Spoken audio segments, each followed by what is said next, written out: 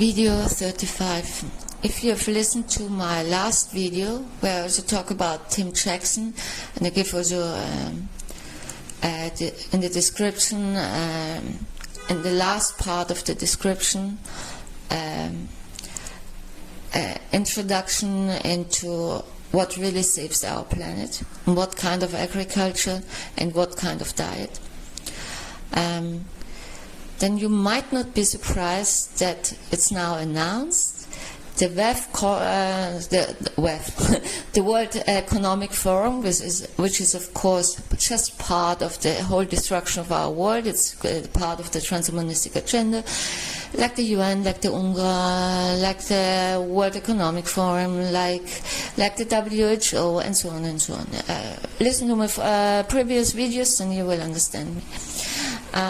Now they want to demolish the world's food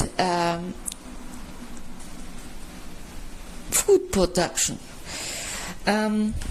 This is just part of the plan, also to eat insects. What the European Union or the European Parliament decided upon last year. Except only the Italians fought against it, by the way. If you eat insects, you eat yourself to death, because this is super unhealthy and can even lead to chronic diseases of the gut system, like morbus Crohn. A lot of people think, oh, this is protein. Yeah, but it's not good protein. There are also other things in insects. And this is the destruction of your health. Like these new diseases the WHO invented. I spoke about it now also in previous videos, and I gave links there. Read the descriptions. Now we have the bird flu. Quack, quack. I'm very afraid of the bird flu, of course. They invented also now a new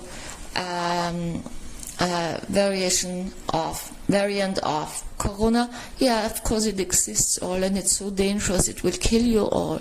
Yes, it will kill you when you destroy your immune system by getting these injections. Or mRNA technology in your medicine. I spoke about it in a previous video where I explain it. Listen to the video, I don't repeat myself. And now they also come with swine flu. That also they had several attempts also over the last years. It's completely ridiculous. If you have a strong immune system,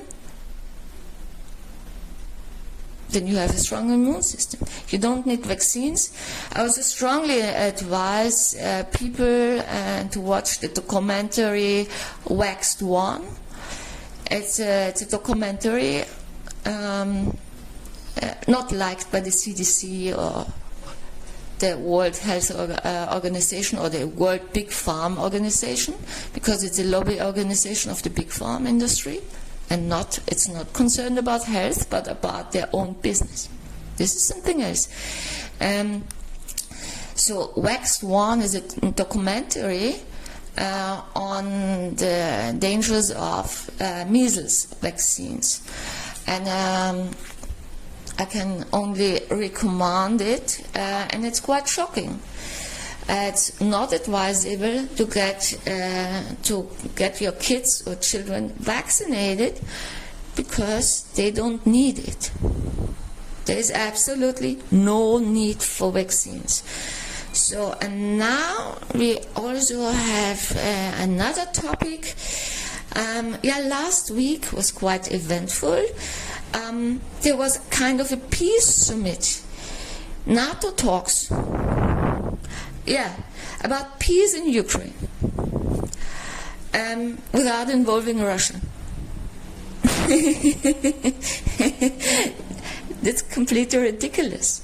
The West, NATO, started the war against Russia. Get the facts, get the historical details. Maidan was 2014. It was a massacre on the Russian-speaking population. And since 2014, the Aslov regime murdered Russians in Ukraine. Russian. Ukrainian citizens in Donbass. And they speak openly about it. Of course, not in English, and not in German or in French, but in Ukrainian and in Russian. And so if you start a war and you lose because Russia wins, it's winning. Actually, Russia had already won the war. It's just artificially held on. Then you can't dictate the victorious part what to do. And Meloni was in especially intelligence. He said we will force Russia into it. You can't force Russia into anything because you're the loser. You can't force Russia. What do you want to do? Send some nuclear weapons to the biggest nuclear power in the world and the only country with hypersonic weapons? You want it? You want to destroy Europe completely? Think about it. This is ridiculous. Absolutely ridiculous. The Russians had a peace offer, and it would be very wise for the Ukrainians to accept it. And the peace offer, in case one of you listened to Jens Stoltenberg when he was obviously drunk, because this speech he can't be sober. Yeah, that's not normal. Stoltenberg, in case you don't know who Stoltenberg is the chief of the NATO, claimed the peace offer, Russia's peace offer, can't be accepted because the peace offer of Russia includes that Russia keeps occupied parts. I might remind you that there were referendums in Donbass, in all the Donbass regions, and also 2016 at the Crimea. These are not occupied territories. These are territories where the citizens of these territories wanted to become part of the Russian Federation and not be part of a murderous, fucked up country like Ukraine. Sorry that I talk like that, but it's going ridiculous. Get the facts. Get the facts. Speaking about Eid al-Adha, that's the this is, it's not end of Ramadan, that was a month ago, but this is also a major Muslim festival, so it's the Hajj to Mecca. I also have to remind you that Mecca only allows Muslims in it, and everyone who's not a Muslim is not even allowed to enter the city. Very open-minded, but so it was the Hajj last week, and people were openly screaming death to America and death to Israel. Dear MBS, we have to talk about it, because this is your idea of development of the Middle East and peace in the Middle East. As far as I know, these people were not arrested. Just saying. And in Ramallah, which is in Israeli territory, Muslim occupied country, usually called West Bank, the people celebrated the end of their holiday with a march through Ramallah, screaming for killing all Jews. Everyone who has a weapon at home shouldn't hide it, but either kill Jewish people or hand the weapons over to Hamas. This is a Muslim, obviously, a Muslim idea of celebrating the holidays. I know not all Muslims are like that. In the UAE it wasn't celebrated like that. but it's a trend.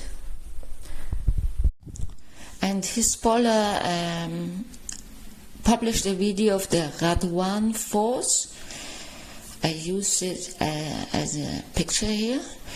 And these are the guys, sympathetic guys, hiding their faces, like all of these Islamists and their supporters, with their red headbands.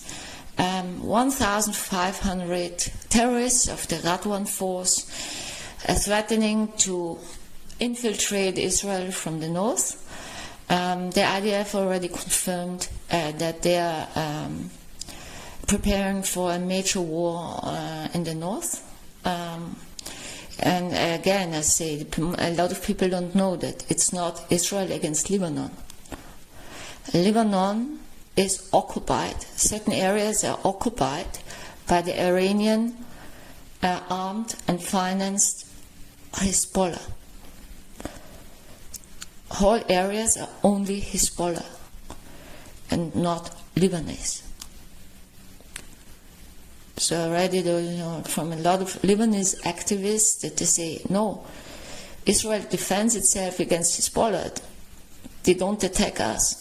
It's not, we don't care about it. We want Hisbollah out of it. So this is going to be a major war. And if, I see Saudi Arabia and the UAE sitting back, watching. They don't do anything. Because as long as this mullah regime is in power in Iran, there will be no peace in the Middle East, there will be no development. This Islamism throws the Middle East and the whole world back in the Stone Age. Wherever you look. And Iran is behind all the terror organizations and also Qatar. To talk about Qatar, Qatar builds 3,672 residential units in Afrin. Afrin is a Kurdish town in Turkey. And I spoke about Turkey already. Erdogan is also Islamist. He does the same like the Europeans or the Australians and the Americans and Canadians. Let's illegal Arab, but also African, Islamists immigrate in the country. I spoke about it already. And in the previous video, I talked about it already, that there were tents built up in Kurdish areas to occupy the land of Kurdish people. So it is a pattern, it's a pattern, Arab occupation. And now Qatar finances it. They build the houses. It means the Kurdish people who are from there, but also Aramaic and Armenian, who are native there, have to flee. And these residential units Qatar builds are for 22,000 illegal Arab settlers. And this is Qatar. Wherever you look, Qatar is behind spreading Islamism. And in the description of a previous video, I posted an interview with MBS, where he talks about, when Iran has nuclear weapons, Saudi Arabia also has to get nuclear weapons. But this is not a solution, Mr. MBS, Mr. Al-Saud. You have to stop them getting it. It's not nuclear weapons, more nuclear weapons, more nuclear weapons. You have to stop a terror regime getting nuclear weapons. You won't achieve that by sitting back and don't do anything. And the UN, I call it the Islamistic left-wing world organization that helps destroy our world, had a press conference last week on that more children are involved in violent conflicts. And Mr. Wagenheim of I-24 asked why they don't talk about terror organizations like Hamas using children as human shields. And Virginia Gamba from the UN, admitted there was a budget problem. I will post some links about the facts how the children that are called innocent civilian Palestinians are trained from childhood on as terrorists with weapons and everything. Israel has reported that for decades to the UN, because it's also, of course, the abuse of children. This is all financed by the UN with your tax money, by the way. And a terrorist with weapon, with a machine gun, is a terrorist. And it doesn't matter if this terrorist is 10 years old or 25 or 30 or 50 or a woman or a man. It doesn't matter. But the UN turns on purpose a blind eye on the facts, and this is the result. Or let's say this is not the result, they don't turn a blind eye, they finance that on purpose, of course. This is all planned for a long time. The IDF also foiled a vast arms smuggling from the Israeli-Jordan border.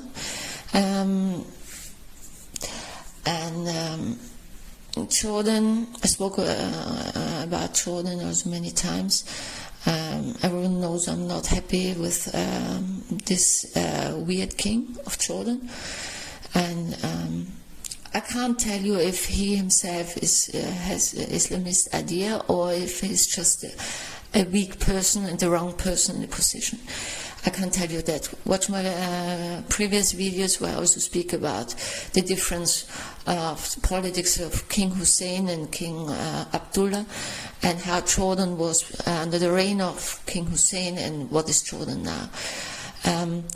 But this weapon smuggling for terrorism from Jordan to Israel,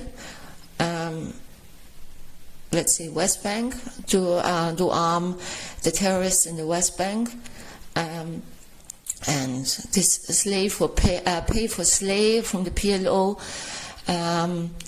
which is Hamas and Fatah and Islamic Jihad and all the smaller terrorist groups. They all operate from the West Bank, and they are financed by the PLO, also by with your tax money. And I also tell you, I spoke about it a lot. The PLO, even in the charter, has written the destruction of Israel and the genocide of the Jewish people. It's exactly like Hamas. It's a terrorist organization. This is a member of the Arab League. It's that are celebrated by the whole world, and Abbas is treated like he was a president of anybody. He's not a president of any country, because there is no country that could exist. This is also not an elected person. Nobody voted for him. The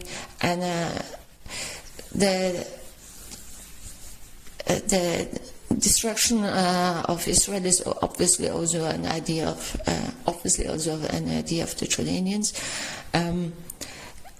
Obviously, you get a lot of money. You gain a lot of money. I will also post an interview from Memory. Memory is very good. You should watch Memory. China, they're very critical. It's Arabic with English subtitles. But the weapon smuggling from Jordan to Israeli territory is widely known. And for everyone who actually knows what's going on in Israel and with their weird neighbors. Let's put it like that. This is a pay-for-slave policy, and this is the PLO pays terrorists, mostly terrorists I call freelance terrorists. So to claim that they are innocent civilians is just a propaganda, nothing else. What I try to say is that there is a strong possibility that the PLO and in the praxis, in the West Bank, plan next October 7th, and a major war against Israel. And the UAE and Saudi Arabia is watching, and the world. Yeah, let's condemn Israel, the bad guys, but look at the facts. The facts are different.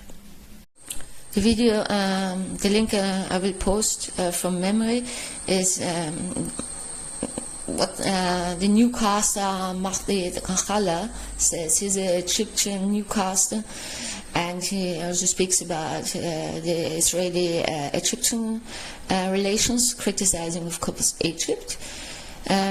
He explains, I talked about the peace treaty. Egypt and Israel have a peace treaty, end of the 70s, after the 6 Days War, or 10 years after the 6 Days War. And he says, and I'm quite sure he is right, that Egypt never kept a peace treaty. They saw it only, they signed it also only, and they saw it also as a temporary treaty to regain territory. That means Sinai. And for the rest, they don't care about it.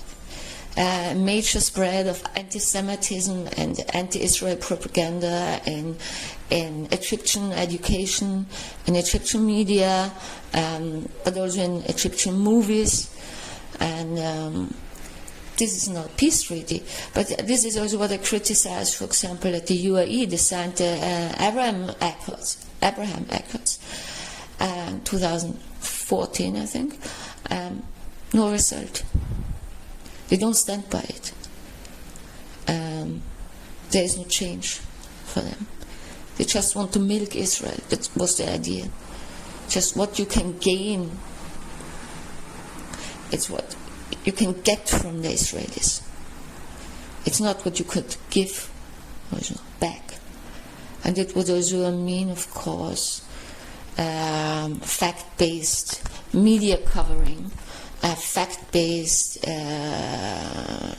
reports about what's really going on. And you see that in the UAE politics, and I criticized it a lot already in my previous videos, they do exactly the opposite.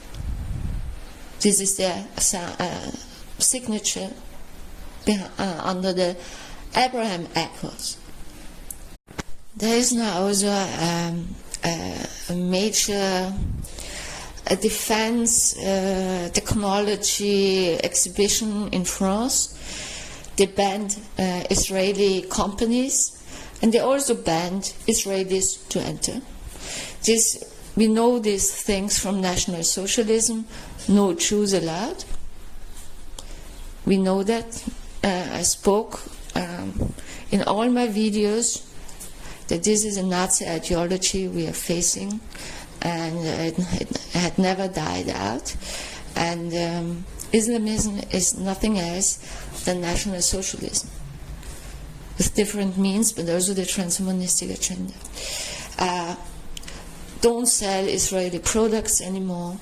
Jews not allowed. You see shops that put out signs, no Jews allowed, and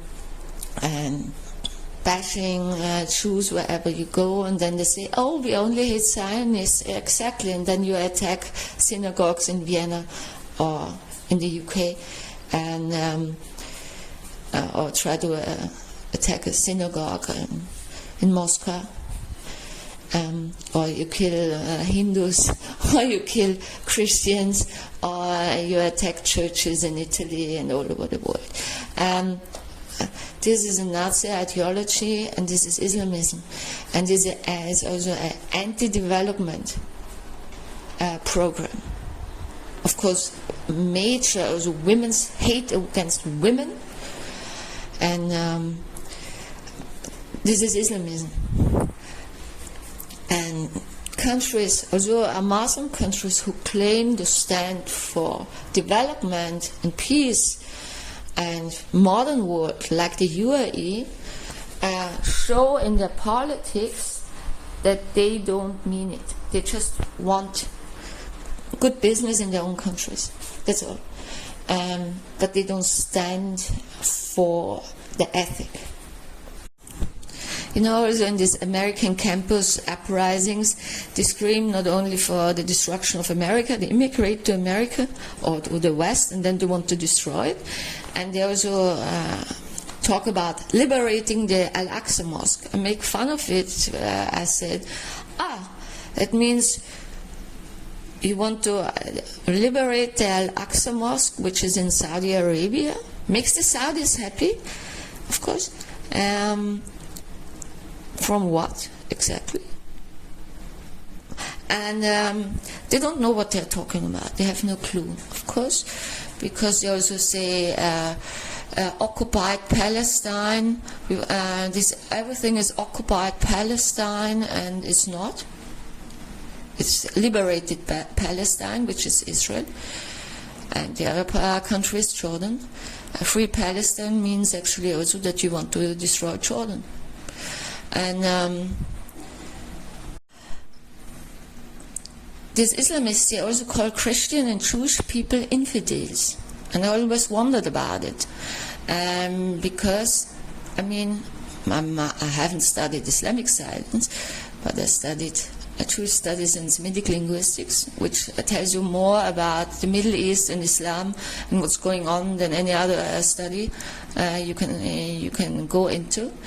The funny thing is, yesterday I met here in Russia where I live, a guy from Saudi Arabia, a tourist, nice guy. So we went out drinking because we liked each other.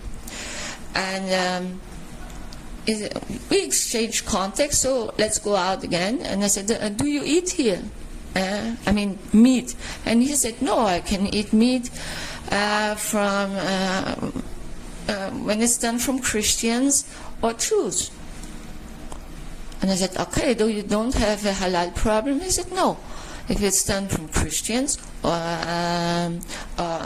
Jews, kosher meat is always, every Muslim can eat it, of course. I said, interesting. So you see that actually people already from the UAE and from Saudi Arabia have quite other ideas about than the Islamists. They don't see Christians or Jews as infidels. Sometimes I have the feeling that these pseudo-Muslims, I call them pseudo-Muslims, don't actually know what they are talking about also. And every time I meet people from the Emirates or people from Saudi Arabia, and they also know that I'm Jewish, it's completely easygoing and friendship and no problems at all. Yeah. So there are only problems with people from other Islamic countries, except of course Bosnia. Also. You know, when you meet people from Turkey, it depends a bit. Yeah. But it's obvious that it's more an incitement ideology, also in countries that surround Israel. Or you can call it an incitement project, and I actually link it to the British idea of the Pan-Arabic movement. They just I spoke about it a lot, of course, already. The British gave all this, actually non-Arabs. Arabs are from the Arabic Peninsula. An Egyptian is not an Arab, and a Syrian is not an Arab, Iraq is not an Arab. This Pan-Arabic idea of the British, that it's actually kind of, it was also a propaganda. The British did it to get access to oil. And that's why it was also this anti-Jewish politics in British-occupied Palestine. Jews were not allowed to move to this territory, but only Muslims were allowed to move there. So that, this Muslim occupation we face now in actually a Canaanite Israeli territory, speaking historically, or Jewish territory, where also, of course, Drusim live or have lived, and Christians, is actually a British idea of occupation for profit. And this is what we have now, also this left-wing transhumanistic agenda, this anti-Islamism now. It's a project, an incitement project for profit. For profit for a very few people. And everybody else suffers and dies. And we still are killed for profit. That's what I want to put out. Egypt supports terror smuggling into Gaza for profit. The destruction of the world's agriculture, especially ecological agriculture, is done for profit for a few people. This world WHO ideology with this, we have to put more vaccines, more vaccines. It's an ideology for the big, that supports the big farm. And there are people like Bill Gates behind it. So this all is done for profit. There is no ethics. And I spoke in a previous video about ethics. And you also see all these ringleaders in these American campus uprisings, the ringleaders in Islamism, and the ringleaders to spread all this vaccine nonsense and so forth. They're paid off. They're paid. In journalism, in the whole media, and propaganda, doctors. I don't know how it is in other countries, but I know in Europe the faculties for medicine and veterinary medicines are financed by the big farm, and that's how it is. Yeah, and it's all done for profit. But actually, we the people, can wake up and fight against it. It's actually to save ourselves and your children. This is my idea. That's why I do all these videos. A nice Saudi Arabian guy yesterday asked me why I do all these things, because it's dangerous, because actually nobody likes me. I bash the CIA, the Americans, the Russians, the UAE, the Saudis, actually, and the Europeans. I said, because I have an ethic. That's not how we want our world to be in the future. Or at least I don't want it like that. I don't know how you are. That's why I make my videos. I said, we have to do something. And that's why I also try to reach out to the UAE government, to the Crown Prince of Dubai, to the Royal Court of Saudi Arabia, and government in Dubai, but of course you never get an answer. I'm just followed by a lot of fake crown princes of Dubai. I've never really talked about it, but now I talk about it because I had now nearly 2 months of email conversation. It was not that badly done, but was a few mistakes. So now I know since yesterday that this is a scam, and that there are several people answering it. Yeah, all these people who actually fight against all this Islamism to save our world get death threats and hate mail. I'm the only one who gets a lot of crown princes of Dubai who try to chat me up and want to marry me. It's all a scam, of course. I mean, at least it's not hate mail, but it's a waste of time, of course. Yeah, and I don't want to marry the crown prince of Dubai. So Hamdan bin Mohammed, if you listen, I don't want to marry you, not at all. And I also know that you are married, and So this is all. These are all scammers who obviously are paid for that.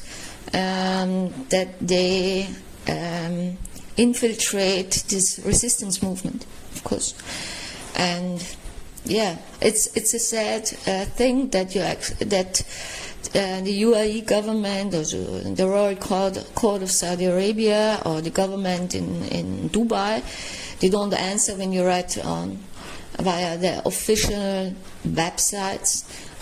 To reach out to them, there's no answer, and I also see that there's no interest for them. Maybe they also earn, I don't know. Maybe it's also profit for them. I can't tell you. But this is being followed by Islamists. Also here in Russia, I had that also. This is of course also dangerous, but if you have, you live an ethic, a life, you have an ethic, you can't stand by and watch. You have to change the world, you have to change our politics. And obviously there are the wrong politicians in charge everywhere.